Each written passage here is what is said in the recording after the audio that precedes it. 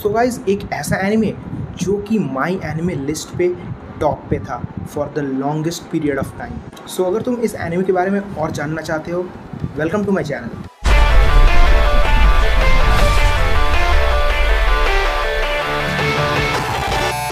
सो guys जिस anime के बारे में आज मैं बताने वाला हूँ उसका नाम है FMAB full metal alchemist brotherhood, जो कि 2009 में आई थी और इसके 64 एपिसोड्स हैं। और बस इतना ही नहीं, इस एनिमे ने 64 एपिसोड्स में वो अचीव कर लिया जो कि बहुत सारे शोज को अचीव करने के लिए हंड्रेड्स ऑफ एपिसोड्स लग जाते हैं। यहाँ तक कि ये एनिमे माई एनिमे लिस्ट में टॉप पर रही for the longest period of time. So अगर तुम प्लॉट की सुनो, हमारे इस शो का मेन कैरेक्टर दो भाई हैं, Alphons Elric and Edward Elric, जो कि अपनी माँ को वापस लाने की कोशिश में लग जाते हैं। अब तुम पूछोगे उसकी माँ क्या मामा घर गई है?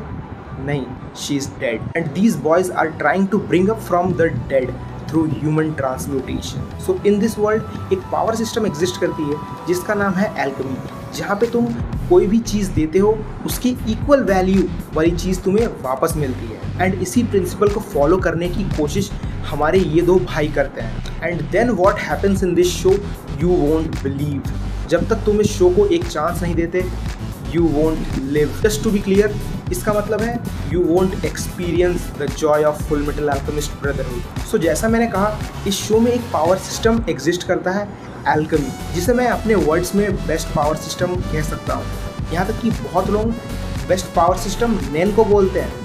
एंड एल्केमी को अगर नैन से तुम कंपेयर करो, सो ऑब्वियसली नैन के ज़्यादा वेरिएशंस होते हैं। एज अ पावर सिस्टम नैन को ज़्यादा अच्छे से एक्सप्लेन किया गया है। सो नैन में इतनी वेरिएबिलिटी शायद तोगाशी का एक चार्म है, लेकिन वही अगर तुम एल्केमी की बात करो, ये काफ़ी ज़्यादा प्रैक्टिकल लगता है। यहाँ तक कि in medieval period alchemy was practised in real life. यहाँ तक कि साइंस भी इसी लॉ से चलती है, law of equivalent mass exchange. और अगर तुम वेरिएबिलिटी की बात करो तो वो सारी चीज़ें बहुत ही ज़्यादा कॉम्प्लेक्स हो जाती है, बट वहीं एल्केमी थोड़ी प्रैक्टिकल और सिंपलर लगती है। या so in my opinion alchemy is better than none. और अगर तुम मेरी ओपिनियन जानना चाहते हो इस शो के बारे में, इस शो में बस एक ही फ्लॉ तुम्हें देखने को मिलेगा, वो है इस शो का इंट्रोडक्शन। क्योंकि ये शो जब कैरेक्टर्स को इंट्रोड्यूस करता है वो उस चीज़ पे ज़्यादा फोकस नहीं करता है, वो प्लॉट को बिल्डअप करने पे ज़्यादा ध्यान देती है, जिस कारण हमारे कैरेक्टर्स का इंट्रोडक्शन काफ़ी ज़्यादा फीका लगता है। क्योंकि शो चीज़ों को बिल्डअप कर रही होती है और चीज़ों को धीरे धीरे करके प्रोग्रेसिव दिखाने में विश्वास रखती है। लेकिन तुम अगर इन चीज़ों से थोड़ा आगे बढ़ो,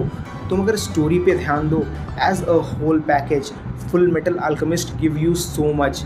the philosophy in this shows, let me tell you, this show is purely philosophical. Chances बहुत ज़्यादा है कि ये तुम्हारा बेस्ट शो बन सकता है, क्योंकि जिस तरह के थीम्स ये शो क्रिएट करती है या दिखाती है, गॉड, ह्यूमन ट्रांसम्यूटेशन, ट्रुथ, यहाँ तक कि 7 डेडली सिंस भी इसमें इंक्लूडेड हैं। और वो किस तरह से हमारे सोसाइटी पे एक हार्म है, not just in a fictional way, in a real way also.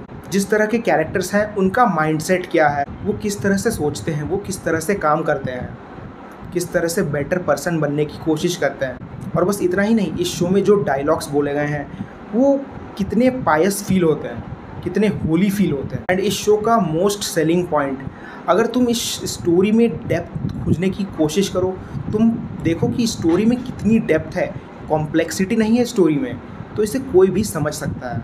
इस शो में अलग अलग थीम्स के साथ अलग अलग वर्च्यूज़ भी दिखाए गए हैं। What is all for one and one for all. So अगर मैं कंक्लूजन देना चाहूँ, this show is what you need to watch, not just you can watch, you have to, you must. And let me be थोड़ा frank, you must be a fool to miss this. वैसे मेरी बातों से offend मत होना। Video अच्छी लगी तो वीडियो को लाइक कर दो और चैनल को सब्सक्राइब कर दो।